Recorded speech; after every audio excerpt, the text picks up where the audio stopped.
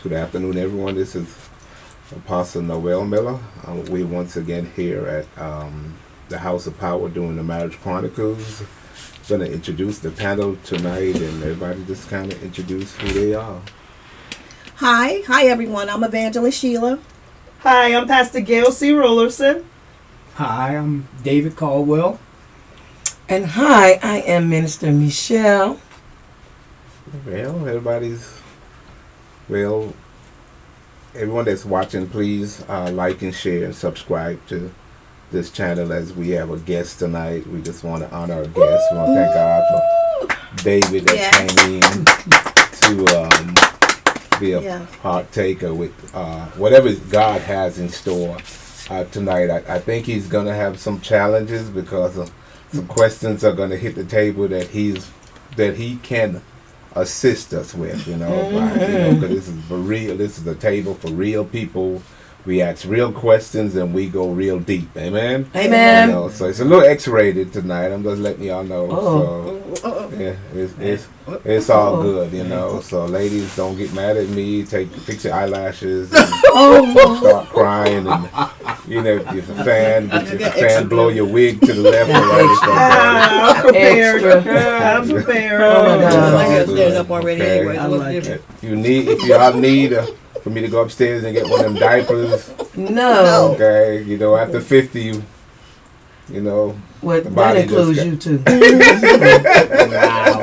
You in the after 50 Wow. But tonight, on the real tip, what came to my mind, and my heart did not go from it, is intercourse in a marriage. Oh, wow. Nobody in church want to talk about this topic because it's very iffy, and the pastor don't want to talk to people that are having that problem. They say, go to God. God will fix it. My Lord. But there are real issues in that area. And some of the areas I want to talk about is in 1 Corinthians 7, when Paul says, I'm going to read something real quick, okay? Yeah, give me a minute. 1 Corinthians 7 and 5. He said, the husband should fulfill his marital duty to his wife. Okay? Okay, I'm not, don't beat me up. I'm still a single man, okay? And likewise, the wife to her husband. The wife does not have authority over her own body, but yields it to her own husband in the same way. The husband does not have authority over his own body, but yields it to his wife. Here goes the meat. Do not deprive each other, except perhaps by mutual consent, and for what? A time, so that you may devote yourselves to prayer.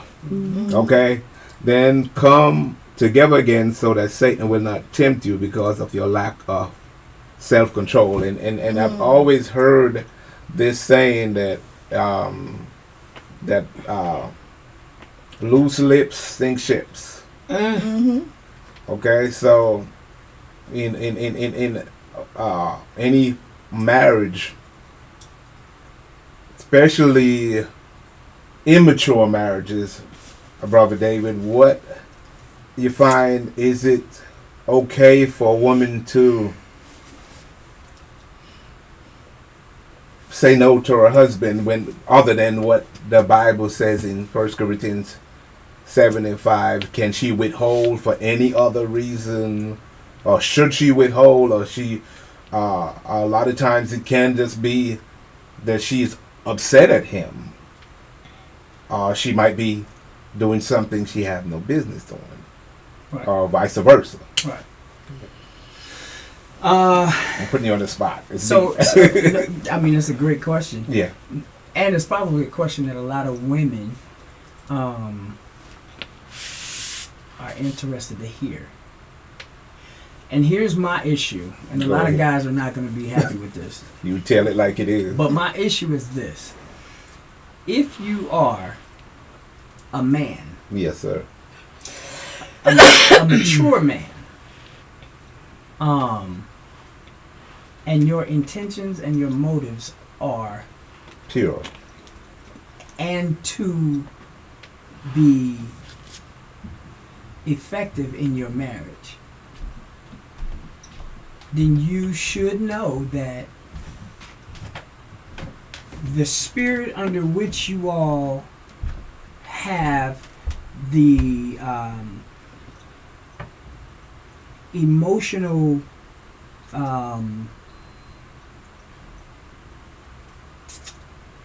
pre-existence of intercourse That's deep. comes before intercourse. Yeah.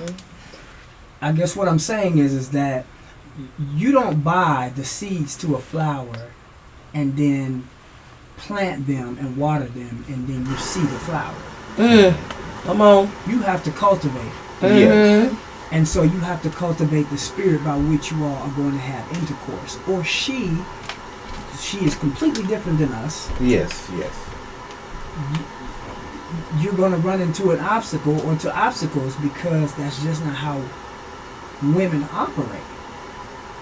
And there may be times when, things go quicker than others, but when we're talking about the spirit of what you're doing, there's a way to assist her into coming into that place with you versus you thinking, oh, well, I'm the husband. I should get it when I ask for it. Mm-hmm. Well, what are you doing to cultivate the spirit to get it? Yeah. Wow, that's good. Okay. My. Okay.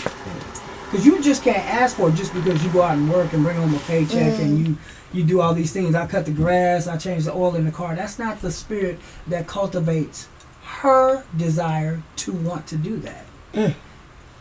And you need to be focused on cultivating that spirit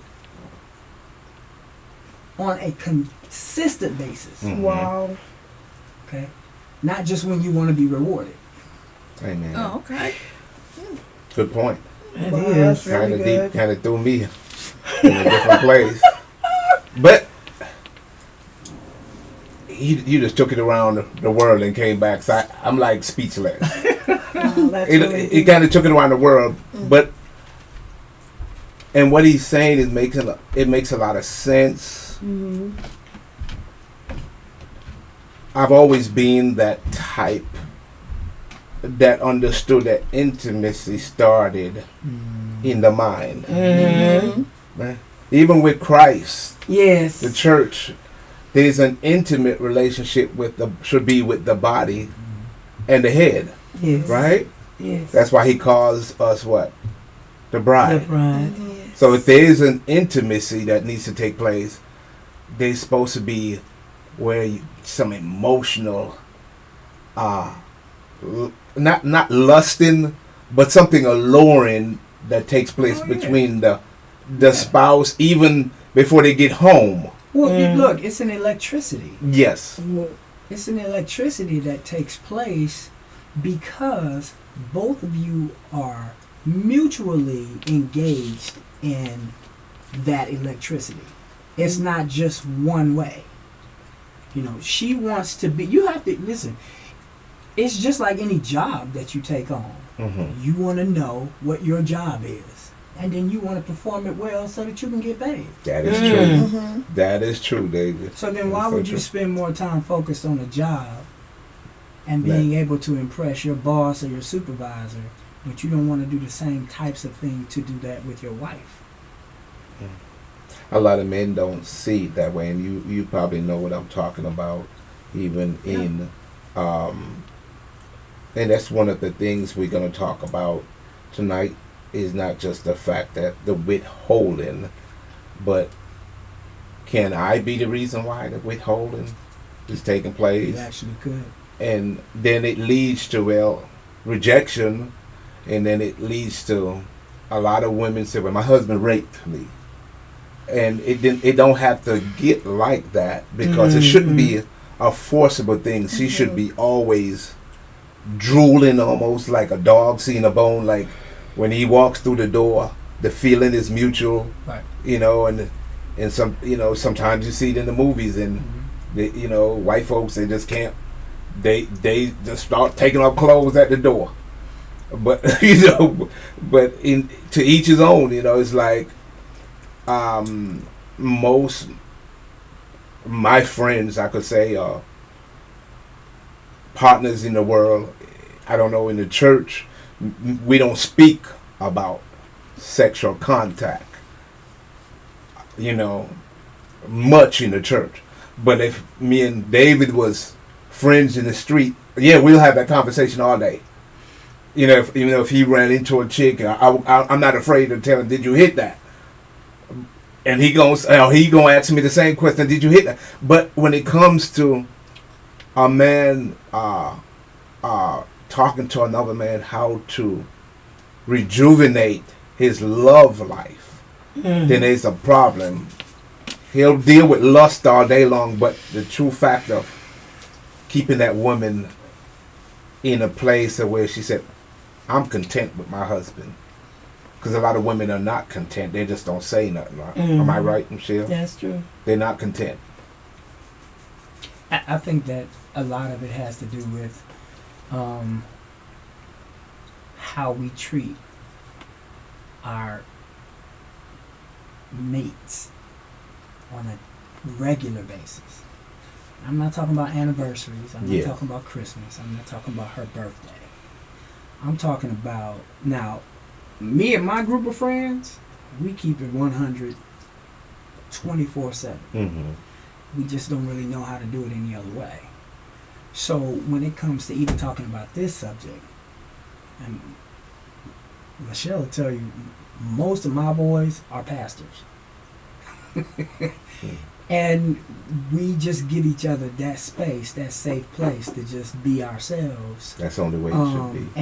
And that way you're not bogged down with the weight of your responsibility as a pastor. You can be yourself in this safe place. Yeah. And not have to worry about anybody judging you.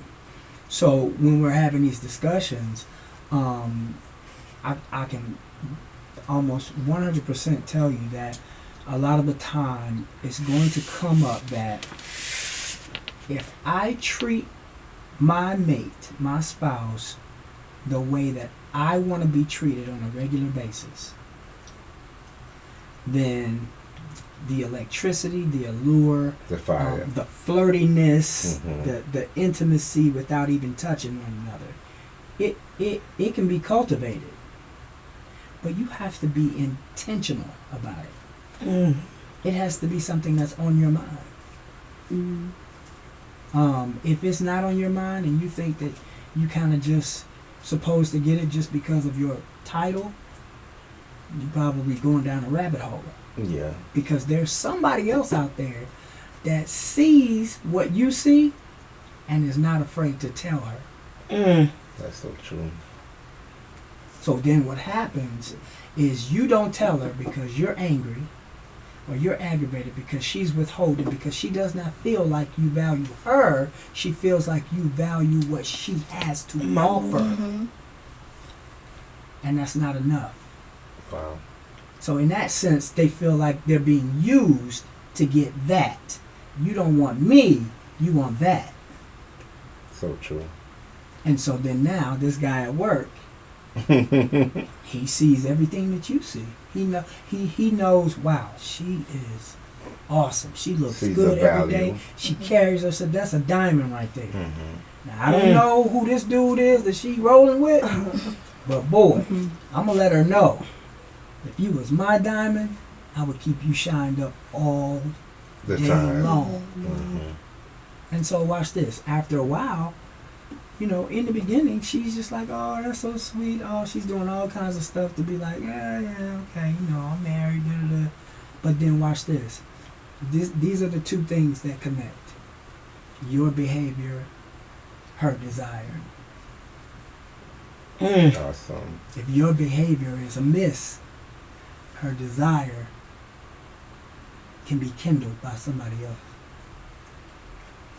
So true. So, the way that I look at it is, how many opportunities do I want to give any other man, to walk in my house and take what I have? Wow. I That's wanted awesome. to talk to the flip side of that too. I didn't know if the ladies want to expound on if they had any relationship.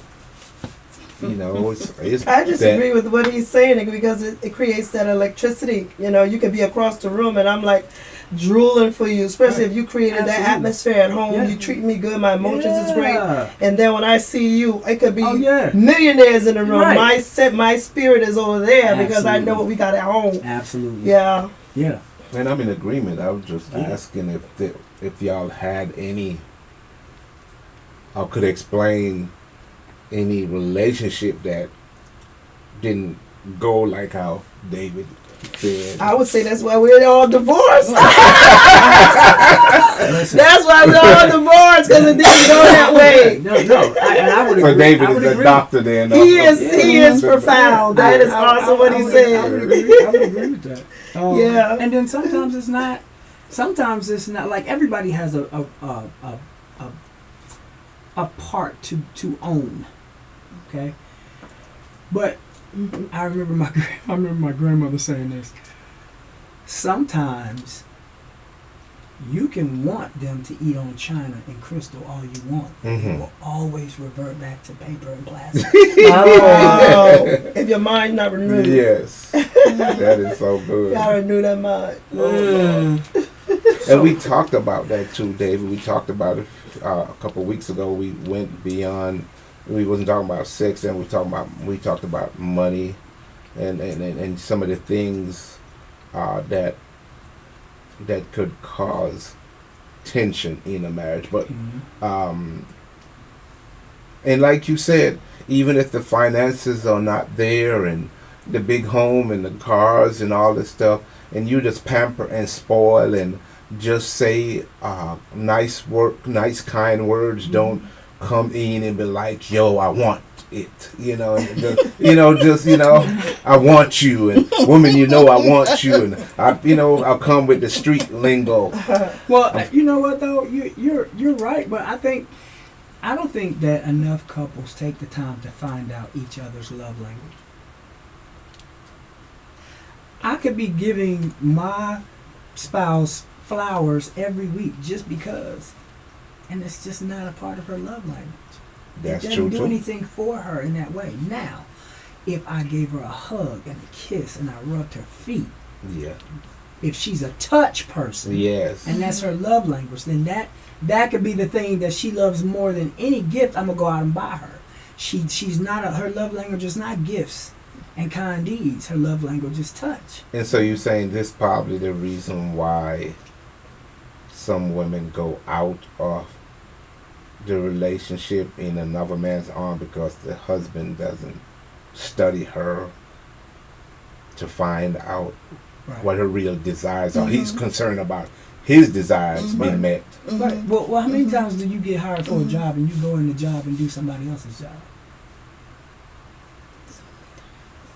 A lot. So many times. A lot. I mean, so my thing is this is your wife. Now, in the same way that I'm talking about cultivating, you cultivate this before marriage. Absolutely. Okay? You know, you go to school to be a lawyer, Yes. and they say when you graduate, now you're a lawyer. When you pass the bar, now you've been practicing to be a lawyer the whole time you were in school. So if that's the case, same thing with doctors. Same thing. If that's the case, while you're dating, you're practicing to be married. You're practicing to be a husband. You're practicing to be a wife. I don't want to hear, I mean, I don't cook, so, I don't know what you're going to do. And the reason I'm saying that is because, Some have said that. well, yeah, they have said it. Now, she will tell you that's not a problem for me because I've been cooking since I was 10. But in the grand scheme of things, the spirit of that can leak over into any other area of your marriage. Okay? I don't do this either. I don't do that either. I'm like, well, what do you do? Let's get the list of what you do. Before you the list say of I what do. you don't do. Like, oh, I say I do. I do. Right. Then she said, I don't do that. Yo, I don't. Let's keep getting longer. I don't either. Yeah, that is so true. Yeah, I mean, You got something to say? I do, because and he explained it so well. And That's awesome. coming from, like Pastor Gail said, so we're here, us ladies, we's divorced and everything, and I've learned in each marriage that I know how to cultivate and figure out what the man needs are. But as he was saying, each time my needs weren't the object. So I think that, even like he was saying, before you even get married, find out if your needs are even that important. Is it important? Now, I'm not saying, they always say, well, you better, keep your legs closed, ladies, and none of that sex before marriage. Well, I don't have to have sex with you to know what I'm dealing with. But if, like he was saying, if I'm connecting with you across the room in some way, form, or fashion, that I feel is doing something for me, even if we did get married and something happened to you and we could not connect in a sexual way, there's still going to be something about you that turns me on. Because I'm going to find that out. And intimacy is not, it's sexual, but there's other parts about a person that's intimate as well. Because, like he said, it might not be flowers, but for me, it might be the fact that you gave me a hug today. I gave you an hour. You gave me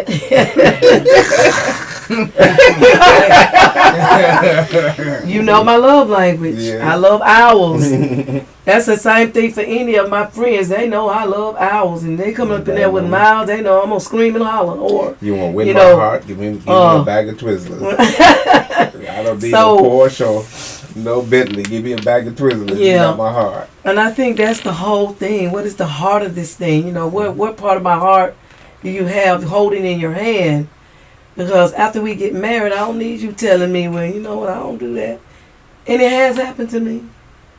And I'm like, dude, wait a minute, hold up, you knew what I was about before we got there. Mm-hmm. Okay. So then there it is, there's a total turnoff. Because now you're telling me what you can't fulfill when you knew this before we got married. Because I'm going to come in 100 and tell you what my love language is and what I like and what I don't like, what I feel is a turn off and what I feel is a turn on and things like that. So yes, you have to know your partner, know who you with, because sometimes even after that, because like he said, it can't be you may have said it can't be a lust thing. You can't get into it for the lust of it.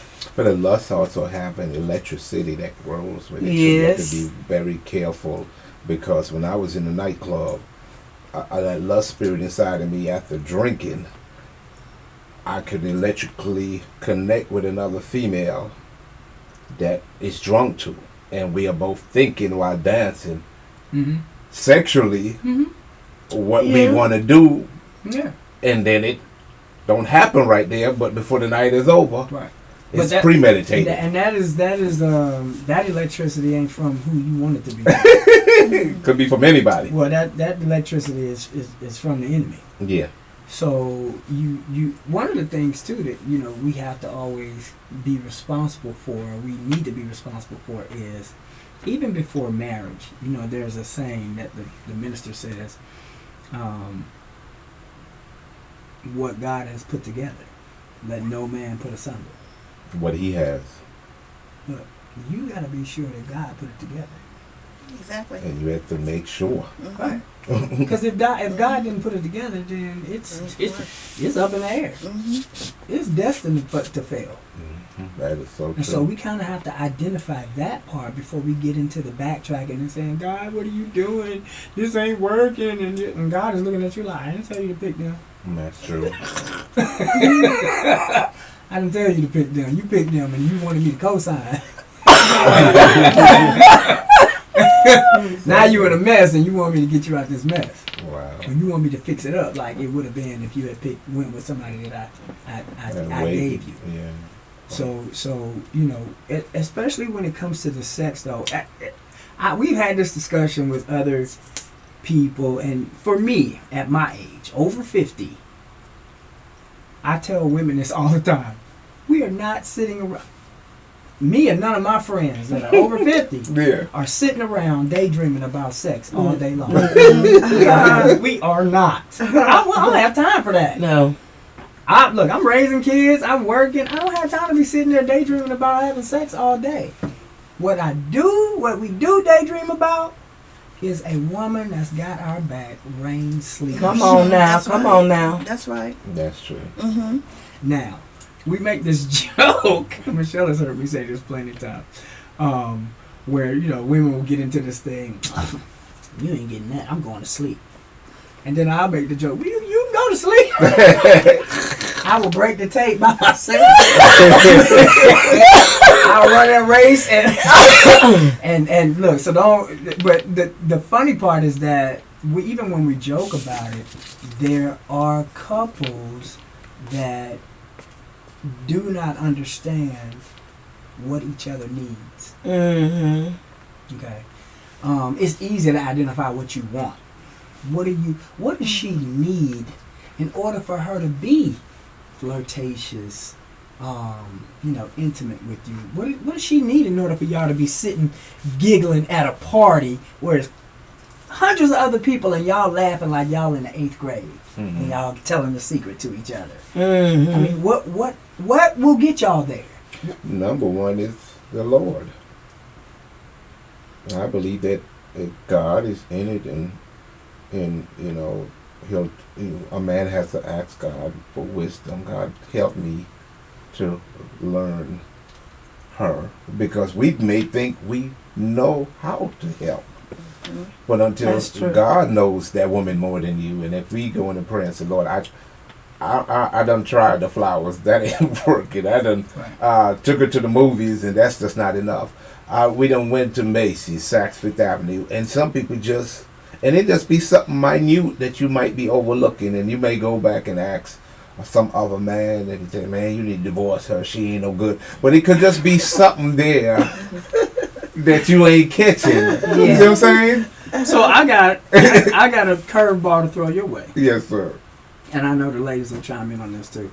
But I have friends that are not Christians or not churchgoers. I mean, they don't necessarily, stand on their faith or anything like that. But they're very close. Very connected. And what I was just talking about a few minutes ago was me thinking about some friends of mine that are a couple. And it's almost like clockwork. When I have gone to a function and they've been there, you'll see them just laughing and giggling, having a ball. Now, when you said it's the Lord, my first thought was, well, not for them. Mm-hmm. Even though they still are very connected, very intimate. I'm going to tell you what it is, though. Selflessness. But, it takes the Lord to help you with that. If you don't have a relationship with God, and that's not what you're proclaiming it to be, even if you have the ability to put yourself behind and put your mate first, and that'll work anytime. Servanthood, anytime. just not just with ministry, but just with anything that we do. That will make a business grow to when you have, when you have somebody that's thinking, well, this is a possible business, and this ain't my business. But if you put yourself as it is your business, then your mind is with my mind, and then we can flourish. The business can flourish just like our ministry will flourish. So, David has some awesome point, and got me thinking. I'm kind of concerned about putting this on the table. Because I do want to say something. I have so much to say, but keep on going. Keep on going. Michelle done ran them out talking about this is a man. I told you, me and David can't do this by ourselves. Y'all doing great. Yeah, I need some help. I'm saying he's schooling me. See, I know for a fact that I did all I can do. Paul said, after you done all you can do, stand. And I know, I was wondering, I'm a kind man, affectionate, loving, knows how to talk to a woman. And still, where did it go wrong with me? I remember one time I was with my wife, ex-wife, and I always felt, David, like it was another man's wife. In intimacy, I felt. So my question would be, when you were feeling those feelings and when you were thinking those thoughts, what were you willing to do about it? Because the reason I'm saying that is because I have been in that place where I saw flags. I saw multiple flags. But because of my own issues, I put those flags and categorized them as something else. What about the flags that come, even though you see the flags, but then you talk to ministers, and these ministers are telling you, well, what the Lord has put together. Did he? And you know in your heart That's that you go to Did he? That's the question. you in the bed with that person, Okay. and you dealing with a Jekyll and Hyde personality. Yes. Narcissism. Yeah, a Jekyll and Hyde personality, and the withholding. Because women are powerful creatures. Y'all know y'all powerful creatures. Y'all walk around with a lingerie, mess somebody's mind up, and then tell them, I'm not in the mood. But I believe y'all do that on purpose. Wear some lingerie to bed, then tell the man, I'm not in the mood. What is that all about? I need some help. Tell me, y'all I ladies. ain't never done that. I'm just gonna be honest. Have you? I ain't never wore lingerie to bed and told the man, If my emotions, my head is hurting. You ain't getting. I never done that. Never. But So- you're a unique person.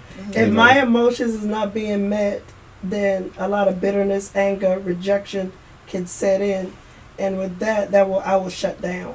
But you have But never. however, if I got on a lingerie, I may be trying to flirt or tease or just try to get you in that particular mood so maybe we can come together. Because after sex intercourse, you begin to talk about your problems. Maybe your heart is more open to receive what I have to say. But have you ever, after that, you didn't really want to, but because of obligations? Of course, because sex is a magical thing. Like I said, if we arguing, fussing, and fighting, and then we make love, then maybe you'll be more open to hear, okay, what is it you want, baby? What can I do? Am I right? That's true. No, you're right. That's true. When you say the word obligation, I've never had sex in my life because of obligation. But I know that some Ever. people have. No. Yeah, some people Because have. and the reason I said that is because most of the time when couples have sex, more times than not, it is the woman that is doing it out of obligation. That is right. so true. That's true. You are correct. That's true. She's Because- either doing it out of obligation because she does not want him to go somewhere else. Yes, Yeah. exactly. She's trying to keep him. Yep. She don't want him to get frustrated and be Yep. like, well, I can get this somewhere else. Yep. Yep. One of the other things I found out before I was married, things were,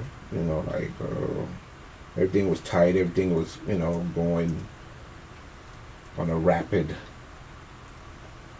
what they call it, a rapid experience. And then when you get married, it just starts to slow down, and, then you start to hear all the excuses, I'm tired, just turning I go on over. vacation. Turning over. It's no more. You remember we used to be in bed and hugged up all tight. After a for while, vacation.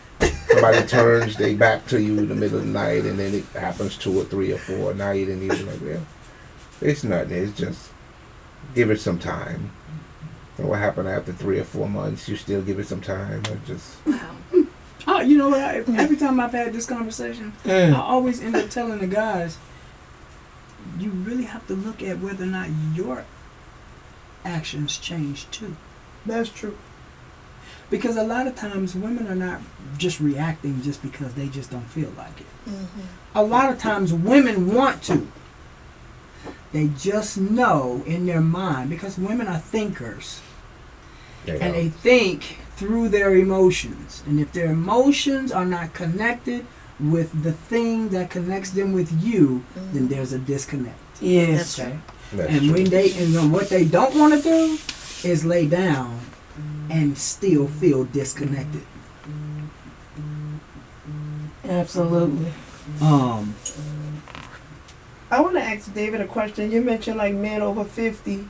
Oh, yeah. They just will need a companion. Well, listen. We want companionship. Don't get me wrong. We want the intimacy, the sex, the fire, all of that. But it is not as far up on our list as people would suggest. Yeah, because if that's the case, then why is there still side chick number 1 and 2 and 3? If men over 50 is not so much intimate, that's not so much into sex. Well, okay. Then why is there side chick 1 and 2? No. Look, you know why there's side chick 1 and 2? Why? Because the first chick is allowing it. Oh, she's allowing him to cheat. Listen, you don't get 1 and 2 without somebody knowing something. So the wife is allowing him to do that. Now watch this. One of the problems with men cheating is that men are... They're going to hate me for this. Uh-oh. Men are really not that smart. They're not. Okay? Definitely They're not. Now we may think we are, but I can safely say this: if a woman wants to cheat, she can do it way better than we could ever. That's do it. true. Now that is true. Ever That do is it. true. Ever do it? That's she true. can do it way better than Yup. we could ever do it. That's true. I agree with Look, that. I come from a family of all women, and we are forever having discussions about everything.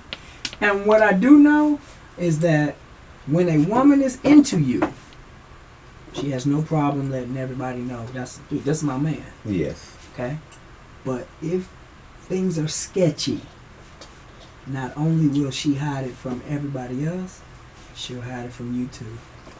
Even when you think you're the man, she'll let you think you're the man. So you're saying the wife allowed the husband to have side chick 1 and 2? Let me tell you something. In a lot of those cases, the wife does not want to mess up what she already has arranged. Finances, house, whatever those things are. She's Wow. not trying to ruffle any of that. And so, That's true. because if she wanted to, she could just be like, you know what? You got to go. But then, now you talking about splitting stuff. Now you talking about, well, I ain't worked in 15 years and he paid everything and da-da-da-da, and I live a good life and I ain't messing that up. So maybe then she'll go out and get her a boo too. Who said she don't have one? Exactly. That's what I'm I saying. was gonna Who say. said she don't have one? That's going to be a disaster. I wanted to say this because I know somebody that's in doing my that. first marriage, I had asked my ex-husband at the time, why did he have to have so many side chicks? And he said to me, if I could have the sex with you, and I can have the brains in my first wife, and I can have these other attributes in the other need David woman, to answer and I that can right have there. it all in one.